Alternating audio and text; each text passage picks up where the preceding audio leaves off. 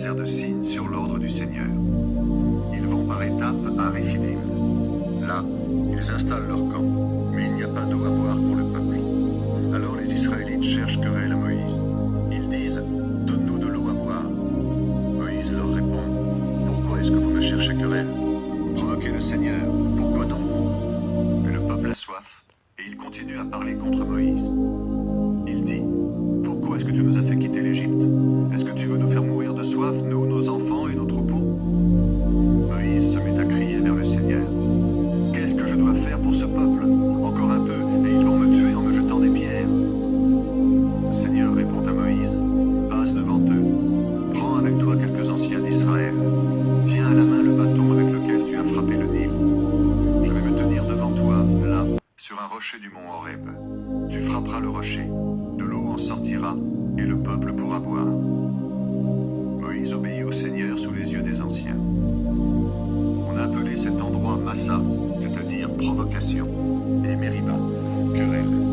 En effet, à cet endroit, les Israélites ont cherché querelle à Moïse, et ils ont provoqué le Seigneur en disant « Est-ce que le Seigneur est au milieu de nous, oui ou non ?» Les Amalécites attaquent les Israélites. Les Amalécites viennent attaquer les Israélites à Réphidim. Moïse dit à Josué, « Choisis des hommes pour nous défendre, puis va te battre contre les Amalécites. Demain, je serai en haut de la colline et je tiendrai le bâton de Dieu à la main. » Josué part se battre contre les Amalécites, comme Moïse l'a commandé. Pendant ce temps, Moïse, Aaron et Hur montent sur la colline. Quand Moïse lève son bras, les Israélites sont les plus forts. Mais quand il le laisse retomber, les Amalécites sont les plus forts. Les bras de Moïse deviennent lourds de fatigue. Alors Aaron et Hur prennent une pierre et ils la placent sous lui. Moïse s'assoit dessus. Aaron et Hur, un de chaque côté, lui tiennent les bras. Ainsi, Moïse garde les bras levés jusqu'au coucher du soleil. Et Josué est vainqueur des Amalécites en les frappant avec l'épée. Le Seigneur dit à Moïse, « Mets tout cela par écrit dans un livre pour qu'on s'en souvienne. Va dire à Josué que je vais détruire les Amalécites. Alors personne sur la terre ne se souviendra d'eux. » Moïse construit un autel. Il lui donne ce nom. Le Seigneur me donne la victoire.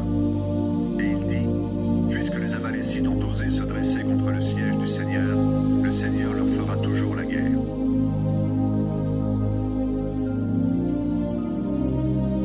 La rencontre entre Moïse et son beau-père. Jéthro est prêtre de Madian et beau-père de Moïse. Il entend parler de tout ce que Dieu a fait pour Moïse et pour Israël, son peuple. Il apprend comment le Seigneur les a fait sortir d'Égypte. Jéthro a chez lui sa fille Séphora, la femme de Moïse. Moïse l'a renvoyée chez son père avec ses deux fils. Moïse a appelé l'aîné Gershom, c'est-à-dire étranger là. En effet, il disait « Je me suis installé dans un pays étranger ». Moïse a appelé le plus jeune Eliezer, c'est-à-dire « Mon Dieu vient à mon aide ». Il disait « Le Dieu de mon père est venu à mon aide. Il m'a délivré des attaques du roi d'Égypte. » Jéthro, son beau-père, part avec les fils et la femme de Moïse dans le désert près de la montagne de Dieu. Ils vont rejoindre Moïse là où il campe. Jéthro envoie quelqu'un dire à Moïse « C'est moi, Jéthro, ton beau-père. Je viens te voir avec ta femme et ses deux fils. » Moïse sort à sa rencontre. Il s'incline devant lui, puis il l'embrasse. Ils échangent des nouvelles de leur santé et ils vont sous la tente de Moïse. Moïse raconte à son beau-père tout ce que le Seigneur a fait au roi d'Égypte et aux Égyptiens à cause d'Israël. Il lui dit toutes les difficultés survenues en cours de route et comment le Seigneur les a délivrés. Jéthro se réjouit de tout le bien que le Seigneur a fait à Israël en le délivrant du pouvoir des Égyptiens. Jéthro dit, « Remercions le Seigneur qui vous a délivré du pouvoir du roi d'Égypte et des Égyptiens. Maintenant, je reconnais que le Seigneur est plus grand que tous les autres dieux. Il a montré cela quand les Égyptiens écrasaient les Israélites. » Ensuite, Jéthro, le beau-père de Moïse, offre à Dieu un sacrifice complet et des sacrifices de communion. Aaron et tous les anciens d'Israël viennent manger le repas devant Dieu avec le beau-père de Moïse. Moïse nomme des chefs pour rendre la justice. Le jour suivant, Moïse s'assoit pour rendre la justice. Les gens attendent depuis le matin jusqu'au soir de pouvoir se présenter devant lui. Le beau-père de Moïse voit tout ce que celui-ci fait pour le peuple. Il lui dit, « Pourquoi est-ce que tu travailles ainsi? Tu es tout seul, et les gens attendent debout du matin au soir le moment de se présenter devant toi. Pourquoi donc? » Moïse répond à Jéthro: Voilà, les gens viennent me voir pour consulter Dieu. Quand ils ont un problème, ils viennent me trouver. Je juge l'affaire qui les oppose, et je leur fais connaître les lois et les enseignements de Dieu. Jéthro lui dit: Ta façon de faire n'est pas bonne. Tu vas perdre tes forces, toi, et aussi ceux qui viennent te consulter. Ce travail est vraiment trop lourd pour toi. Tu ne peux pas le faire seul. Maintenant, écoute-moi. Je te donne un conseil, et que Dieu soit avec toi. Tu dois représenter le peuple devant Dieu pour lui présenter les affaires. Tu dois aussi faire connaître aux gens les lois et les enseignements de Dieu. Tu dois leur montrer le chemin à suivre et la vie qu'ils doivent mener. Pour le reste, tu vas choisir dans tout le peuple des hommes valables. Ils doivent respecter Dieu, aimer la vérité et ne pas se laisser corrompre. Tu vas les nommer comme chefs, chef de 1000 hommes, chef de 100, chef de 50 et chef de 10. Ce sont eux qui jugeront le peuple tous les jours. Ils te présenteront les affaires importantes, mais ils jugeront eux-mêmes celles qui sont moins importantes. De cette façon, ta charge sera moins lourde, parce qu'ils la partageront avec toi. Si tu fais cela, et si c'est bien ce que Dieu te commande, tu résisteras à la fatigue. De plus, tout ce peuple rentrera chez lui en paix. Moïse écoute les conseils de son père, et il fait tout ce qu'il a dit. Il choisit parmi tous les Israélites des hommes valables. Il les nomme à la tête du peuple, chef de 1000 hommes, chef de 100, chef de 50 et chef de 10. Ils rendent la justice tous les jours. Toutes les affaires difficiles, ils les présentent à Moïse. Mais les affaires moins importantes, ils les jugent eux-mêmes. Puis Moïse dit au revoir à son père, qui s'en va dans son pays.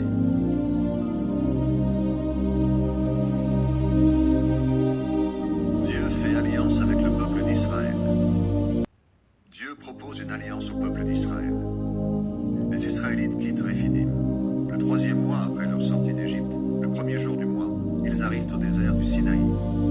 Et ils installent leur camp dans le désert, en face de la montagne. Moïse monte pour rencontrer Dieu. Le Seigneur appelle Moïse du haut de la montagne et il lui dit: Voici ce que tu diras aux gens de la famille de Jacob, les Israélites. Vous avez vu vous-même ce que j'ai fait aux Égyptiens. Vous avez vu comment je vous ai amenés ici auprès de moi. Je vous ai portés comme sur les ailes d'un aigle.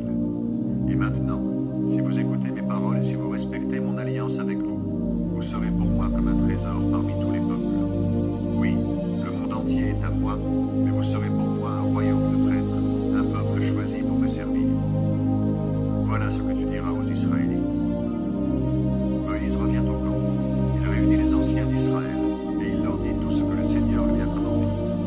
Tout le peuple répond d'un seul cœur: Nous ferons tout ce que le Seigneur a dit. Moïse rapporte la réponse du peuple au Seigneur. Le Seigneur dit à Moïse: Je vais venir auprès de toi dans un épais nuage de fumée. Alors le peuple pourra entendre quand je parlerai avec toi, et il aura confiance en toi aussi pour toujours. Moïse répète au Seigneur la réponse du peuple. Dieu rencontre Moïse sur le mont Sinaï. Le Seigneur dit encore à Moïse: Retourne vers le peuple.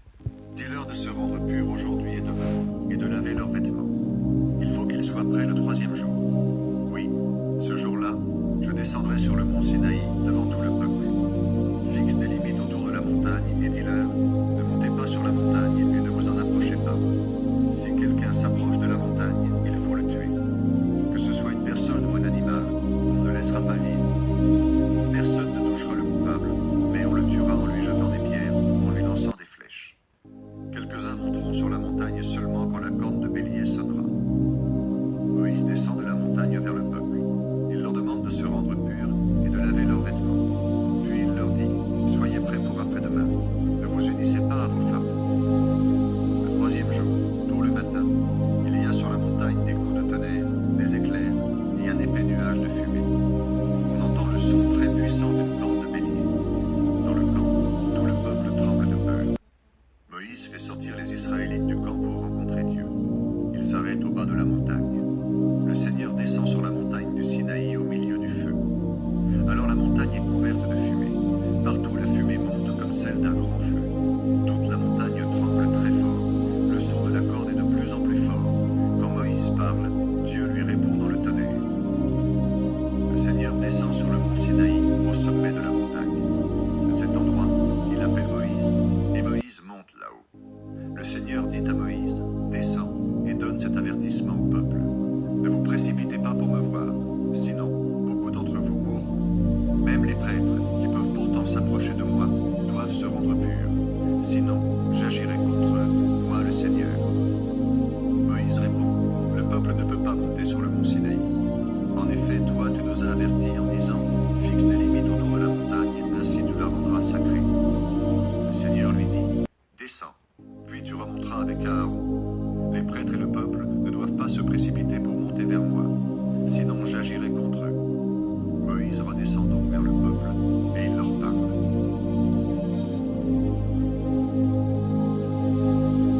Dieu donne 10 commandements à son peuple. Alors Dieu dit au peuple d'Israël, je suis le Seigneur ton Dieu. C'est moi qui t'ai fait sortir d'Égypte, où tu étais esclave. Tu ne dois pas avoir d'autre Dieu que moi. Ne fabrique pas de statue de Dieu.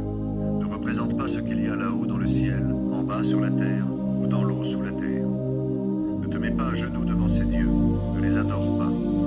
En effet, le Seigneur ton Dieu, c'est moi, et je suis un Dieu exigeant.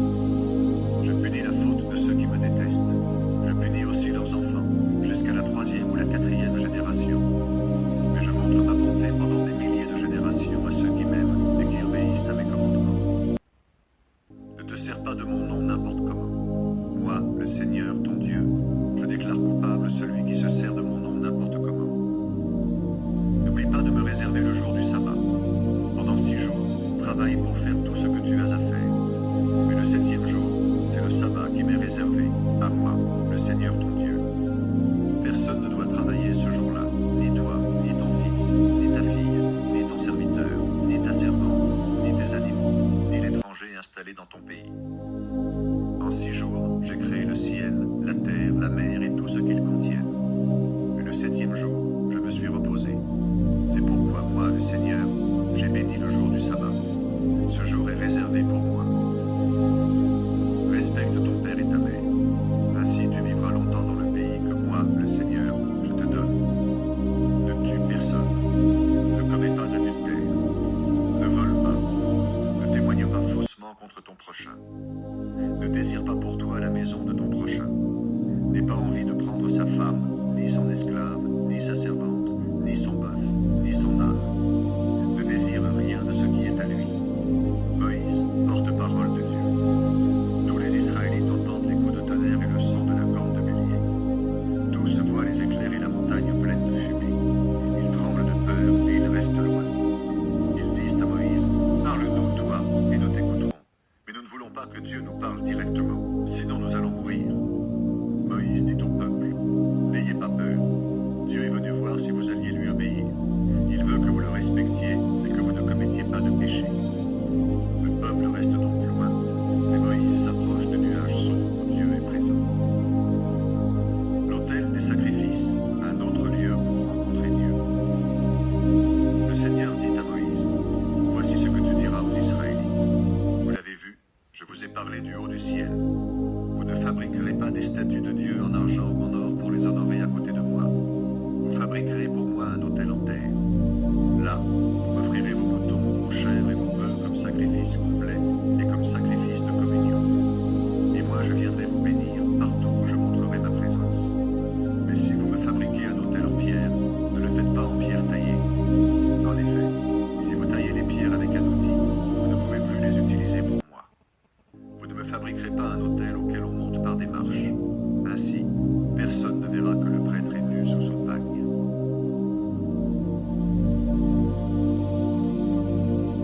Règle de l'alliance que Dieu établit avec le peuple. Petit 1. Les esclaves hébreux. Le Seigneur dit encore, voici les règles que tu présenteras aux Israélites. Quand vous achèterez un esclave hébreu, il servira pendant 6 ans. La 7e année, il pourra s'en aller librement, et il ne devra rien à personne. S'il était seul en venant à votre service, il partira seul. S'il était marié, sa femme partira avec lui. Si son maître lui a donné une femme, et si l'esclave a eu des garçons ou des filles avec elle, la femme et ses enfants appartiennent au maître. L'homme partira tout seul. Mais l'esclave déclarera peut-être, j'aime mon maître, ma femme et mes enfants. Je ne veux pas les quitter pour être libre. Dans ce cas, son maître se présente devant Dieu. Il place l'homme près de la porte de la maison, près du montant de la porte. Là, il lui lui perce l'oreille avec un outil pointu. Alors, l'homme sera son esclave pour toujours. Si un homme vend sa fille comme esclave, celle-ci ne retrouvera pas sa liberté dans les mêmes conditions que les hommes qui sont esclaves. Voici ce qui peut arriver. Son maître l'a achetée pour en faire une de ses femmes, mais ensuite, elle ne lui plaît plus. Le maître doit alors laisser quelqu'un la racheter. Il n'a pas le droit de la vendre à un peuple étranger. Ce serait la trahir. Ou encore le maître l'a achetée pour la donner à son fils. Dans ce cas, il suivra la coutume qui règle le mariage des filles. Le maître peut aussi prendre une autre esclave pour femme. Dans ce cas, il continuera comme avant à donner à sa première femme la nourriture et les vêtements, et à s'unir à elle. S'il ne fait pas pour elle ces trois choses, elle peut reprendre sa liberté gratuitement, sans verser d'argent. Petit b. Les fautes qui méritent la mort. Le Seigneur dit encore à Moïse, « Celui qui frappe une personne et qui la tue, il faut le faire mourir. » Mais supposons ceci, cet homme n'avait pas l'intention de tuer. C'est moi, le Seigneur, qui lui en ai donné l'occasion. Dans ce cas, je te montrerai un endroit où celui qui a causé l'accident pourra se réfugier. Voici ce qui peut encore arriver. Quelqu'un attaque une personne par surprise pour la tuer. Même si cet homme s'est réfugié auprès de mon hôtel, vous l'arrêterez pour le faire mourir.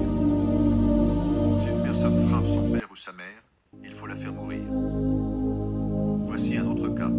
Un homme enlève une personne. Il la vend ou bien il la garde chez lui. Il faut faire mourir cet homme-là.